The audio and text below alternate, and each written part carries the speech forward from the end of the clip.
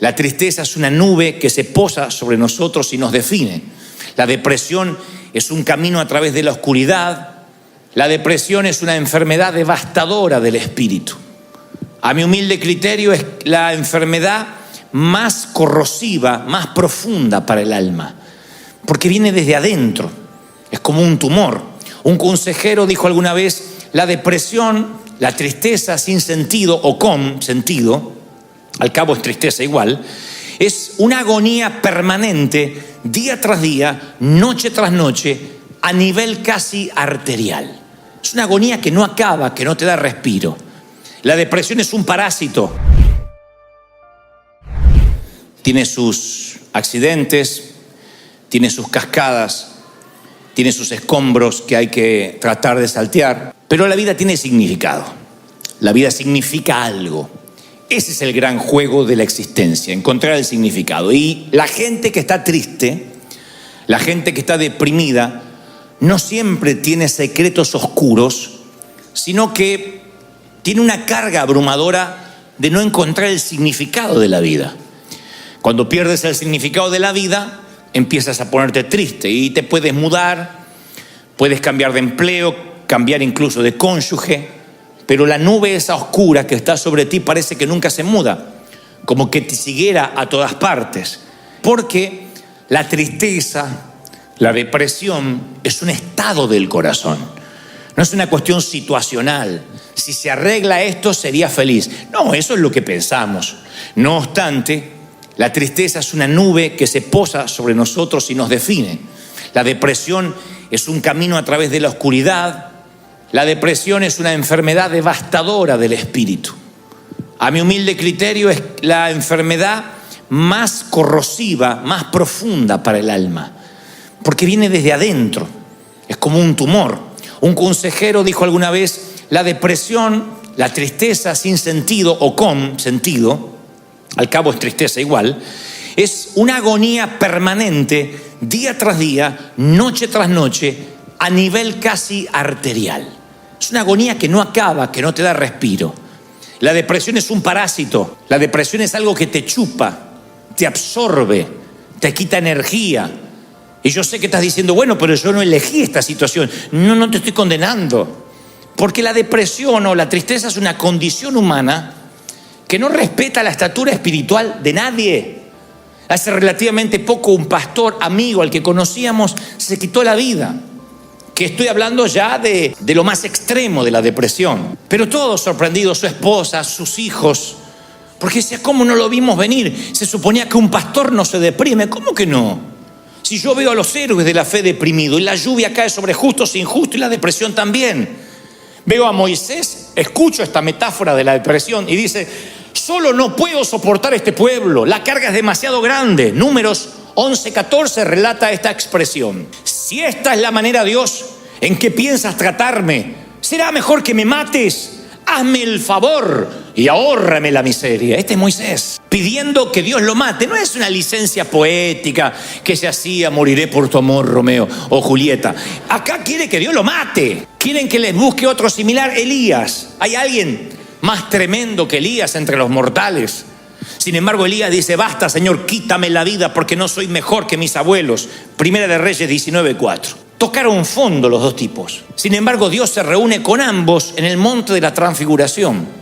Los dos que tocaron fondo, en la melancolía más absoluta, se elevaron a la cima terrenal más alta que un ser humano jamás tuvo: estar a la par del Señor en el monte de la transfiguración. Moisés y Elías. Ahí están los dos potenciales suicidas. Ninguno de ellos se quitó la vida, claro, pero tuvieron ganas de que el Señor los matara, y ahí estaban validando Dios, que eran hombres de Dios, a pesar de la tristeza que atravesaron. Pero no es Moisés ni Elías el mayor ejemplo, sino Job. El libro de Job es toda una calamidad. Si lo leemos desde el primer capítulo, ninguna historia es más conmovedora que lo que se relata en Job. Desde el capítulo 1 y 2 ya nos enteramos que todo lo que poseía fue destruido y se quedó sin familia. Lo único que le quedó al principio es la esposa. Amorosa la chica, un amor. Le dice: maldice a tu Dios y muérete. Lo instó al suicidio al viejo. Maldice a tu Dios y muérete, le dijo la mujer. Miren qué linda compañera de viaje, ¿eh? Pero Job supera las pérdidas físicas rápidamente. Lo que le preocupa a él, que es lo que nos preocupa a todos cuando pasamos tristezas, es la falta de respuestas. Job era un hombre millonario y supongo que era inteligente y podía hacerse de una fortuna otra vez. Pero no entiende por qué. ¿Por qué perdió todo? Si él no estaba en pecado, si él no metió la pata. A él le molestaba no entender por qué está pasando lo que pasa, como a ti. Ese es el quid de la cuestión. Vamos al meollo de por qué estás triste. Estás triste porque no entienden por qué te pasa lo que te pasa. Dice, ¿por qué Dios no me guió cuando me casé? ¿Por qué Dios no me guió cuando fui a ese empleo? ¿Por qué Dios no me guió cuando me mudé? Desde algo trascendental como compartir la vida con alguien. ¿O por qué Dios no me dijo que esa cafetera se me iba a romper? El difunto pastor Ray Steadman escribió: pocas cosas son más difíciles que soportar el sufrimiento sin sentido.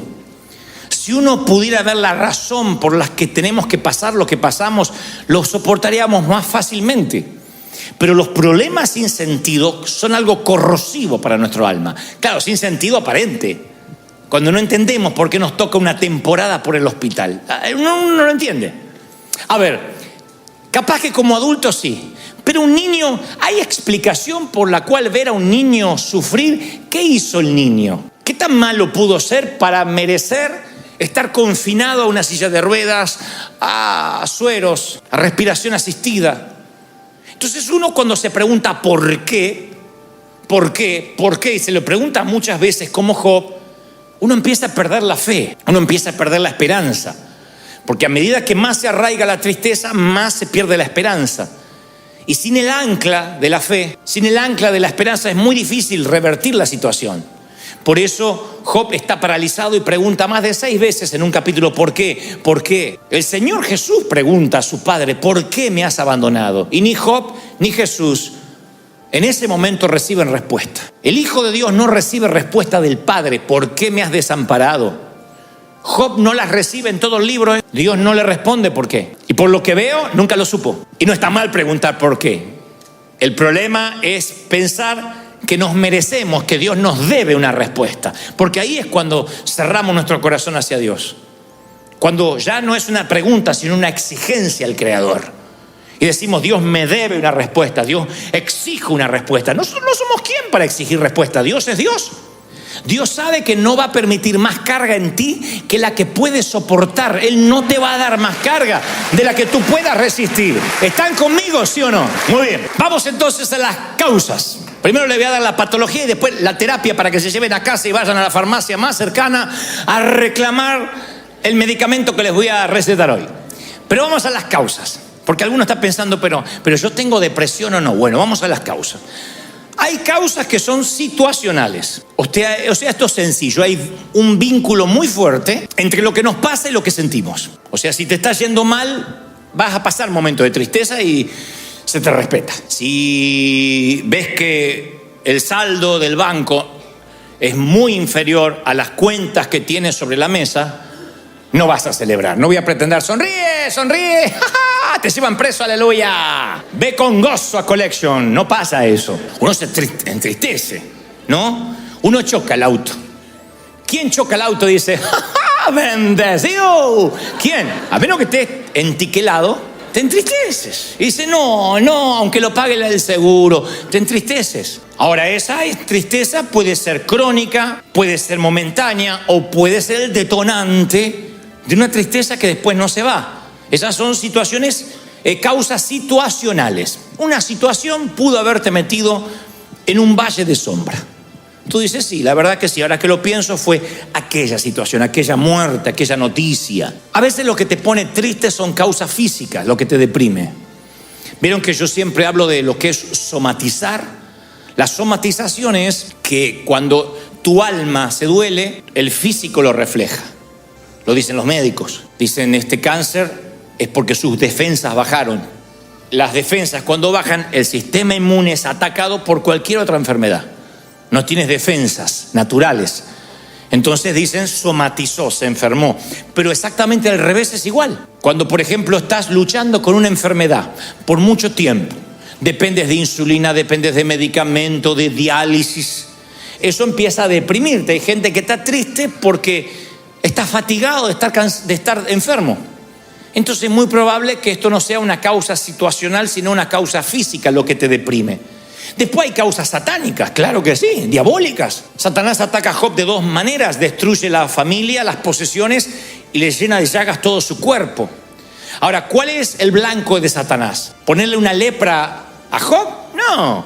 El blanco de Satanás es que Job empiece a dudar de la bondad de Dios. Cuando hay un ataque diabólico, lo que busca Satanás es que pierda la esperanza, que diga: yo ya no estoy fundado en Cristo, esto me está pasando porque Dios no me ama. Ahí valió la lepra. Pero si con lepra, si perdiendo la casa, si con crisis sigue diciendo: yo no sé cómo voy a salir de esto, pero Dios es fiel y me va a sacar, Satanás no tiene objetivo, no tiene el blanco, no lo logra. Así que tu depresión puede ser por situaciones comunes, puede ser porque estés enfermo, puede ser por un ataque diabólico o porque Dios lo permitió. ¿Permite Dios que suframos? Bueno, hay un autor que dice: a veces Dios acuesta a sus hijos en la oscuridad.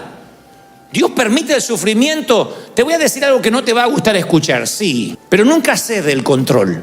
Nunca te dará más carga de la que sabe que podría llevar. Pero la Biblia me muestra que Dios sí, a veces permite el sufrimiento para enseñarte lo que le enseñó a Job, que Dios sigue estando a cargo aunque no veas una luz al final. Lo que pasa es que cuando uno pasa por el valle cree que está en el infierno. No, está en medio de picos elevados. Dijo alguien alguna vez que según lo alto de una ola será lo profundo de la depresión luego. Se llaman bajones, lo viven los artistas, lo viven aquellos que están ante un gentío, un público, y después tienen que quedarse con su propia soledad. Y también lo viven los hombres de Dios, que a veces están en el pico más alto como Elías y después están deprimidos. Pero lo contrario también es real, que cuando uno va por valles, por sombras, el Señor me dice que te diga: no te preocupes, no vas a terminar ahí. Yo voy a elevarte a zonas elevadas, vas a ir a picos altos, te voy a bendecir, te voy a prosperar, te voy a levantar. ¿De verdad lo crees, sí o no? Muy bien, ya más o menos vimos cuáles pueden ser las situaciones: causas situacionales, físicas, ataque del diablo, permisos de Dios. Y entonces, ¿cuál es la terapia? ¿Cómo salimos de la depresión? ¿Quieren saber cómo salir de la depresión rápido, así, instantáneamente? Bueno, no hay manera instantánea de salir rápido, hay unos cuantos pasos. Hay algunos principios que son bíblicos. El primero: revela tu tristeza. Sé honesto, sé honesta. Job es un modelo de transparencia. Dijo Job: yo no puedo evitar hablar, le decía a sus amigos cuando estaba triste, ¿no? Debo expresar mi angustia, mi alma tiene que quejarse. Hay un momento que uno se cansa de ponerle buena cara a todo. Y está bien que a veces digas: sí, yo estoy triste, necesito que ores por mí. Este es un hospital del alma, no tienes que fingir. Puedes decir: estoy mal, me siento triste, ora por mí. La tristeza es parte de una de las 28 temporadas de Salomón. Así que está bien decir: estoy triste. Revela tu tristeza. Hay gente que dice: no, a mí me va todo por dentro. Te tragas eso y cuando esa amargura que no sale se queda dentro. ¿Y qué hace? Una implosión. ¿Y saben lo que es una implosión? Es un edificio que se viene abajo hasta las bases. Una explosión sobrevives de una explosión, pero de una implosión no. Entonces no te tragues. Tienes una iglesia, tienes pastores, tienes gente amiga, dile: estoy triste, orá por mí, porque a veces no le encuentro sentido, me siento que no valgo para Dios.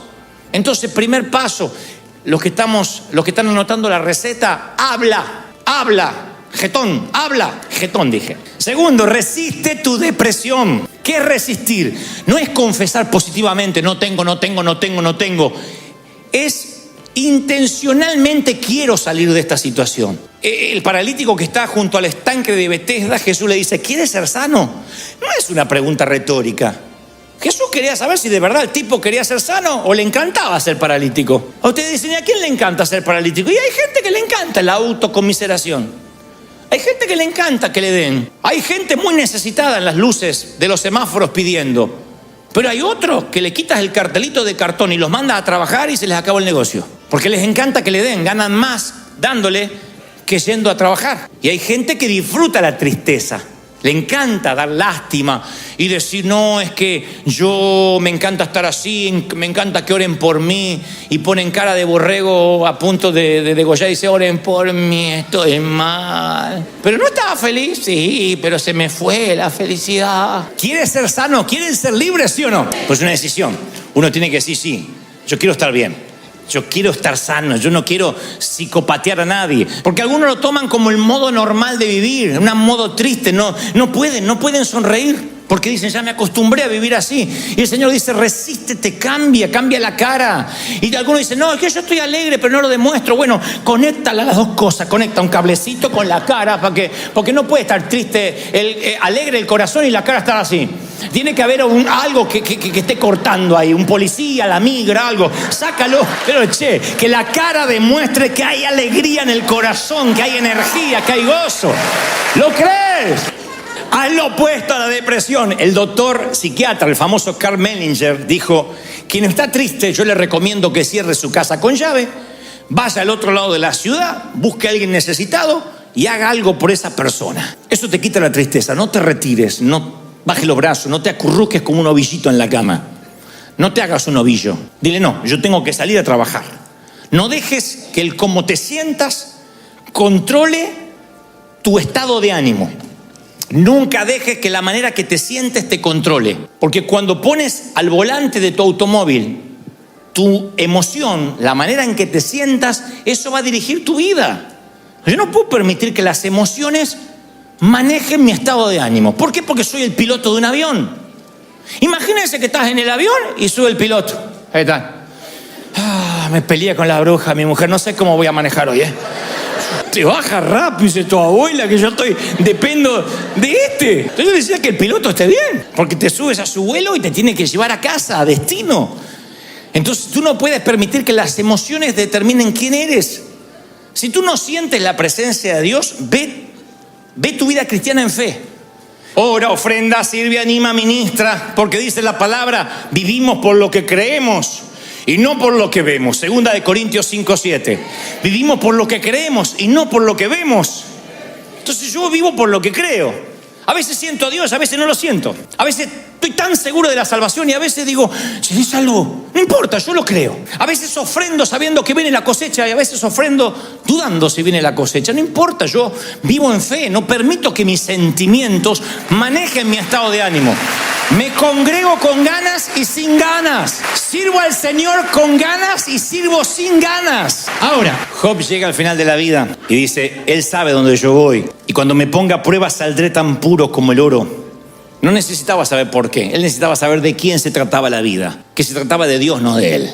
Y termina diciendo aquellas palabras, de oídas te había oído, mas ahora mis ojos te ven. Solamente me habían hablado de ti. Miren, un hombre que adoraba a Dios, un hombre que era santo.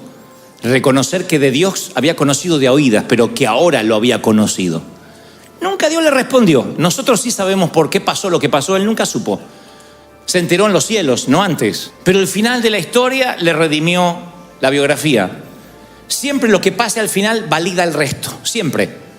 Tú miras una película llena de complicaciones y el final está bueno, te va feliz del cine. En cambio hay una historia que parece muy bonita, Romeo y Julieta de Shakespeare, y al final termina en una tragedia. Yo prefiero las otras, las que tienen muchas complicaciones, pero que al final siempre gana. Y nosotros ya hemos leído el guión, el script, el libro, y ganamos. El final va a validar la historia. Lo que te pase al final, vas a salir de la depresión. En los momentos más difíciles yo quiero que recuerdes, yo conozco esta historia, ya la viví.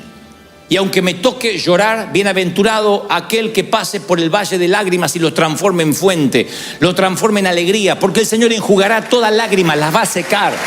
Él las va a enjugar, Él las va a secar. ¿Lo crees de verdad? ¿Lo crees? Sí, ¿verdad? Y es el final de la historia. El final siempre es bueno. Tú me dices, ¿qué elegirías? ¿Una vida feliz y un mal final? 40 años de felicidad, 50. Y un final desastroso, solo, triste, o al revés. Una vida compleja y un final maravilloso. Tú dices, ¿para qué quiere un final si no pude disfrutar la vida? Yo elijo el final. Las películas me encantan así. No importa cuánto Rocky Balboa caiga en la lona, yo siempre sé que si es una película de Rocky, él ganará el último round. Y eso es lo que valida el resto de la historia. Y a lo mejor no te fue bien en el amor, pero al final encuentras a esa persona. Capaz que no te puede dar hijos porque ya estás en tus, ¿cómo decirlo?, en la edad de la nostalgia, pero valdrá la pena, lo valdrá. Yo decía en el servicio anterior, piensa en un cuadro mental, un sitio, un lugar que te gustaría estar.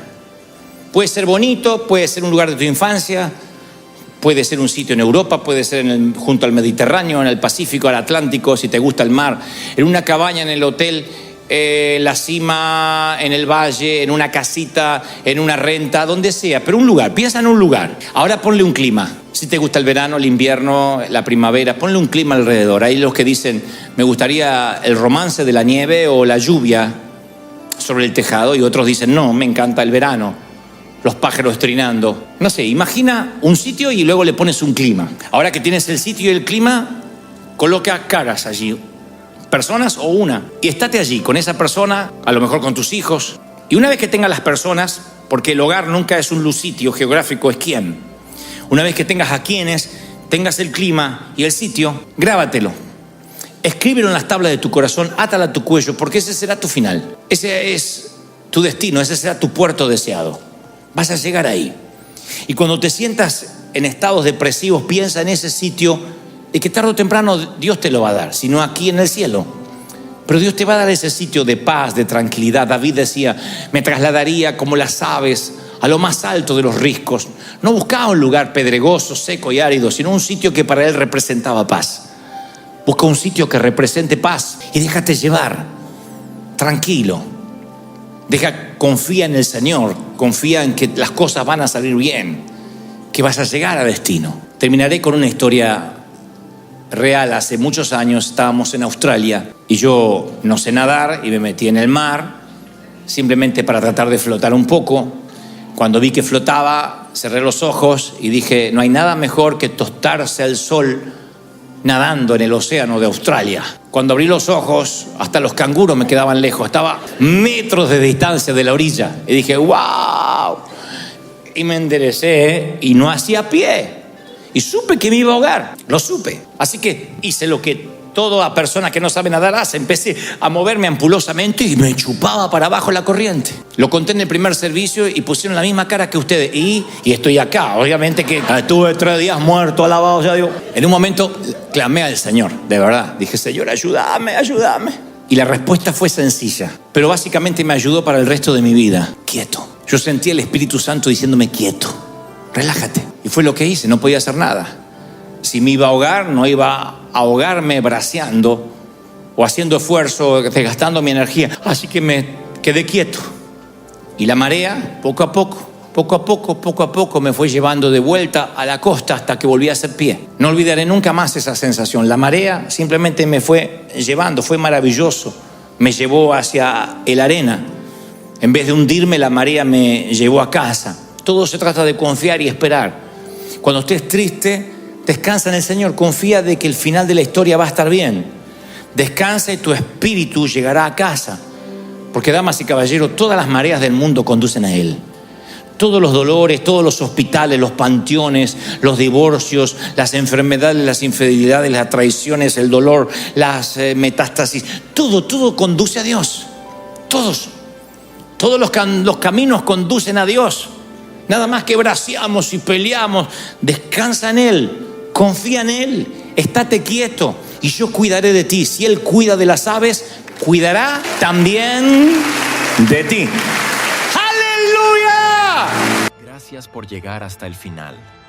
Si esta palabra tocó tu corazón, te animo a seguir escuchando lo que Dios tiene preparado para ti en los siguientes videos.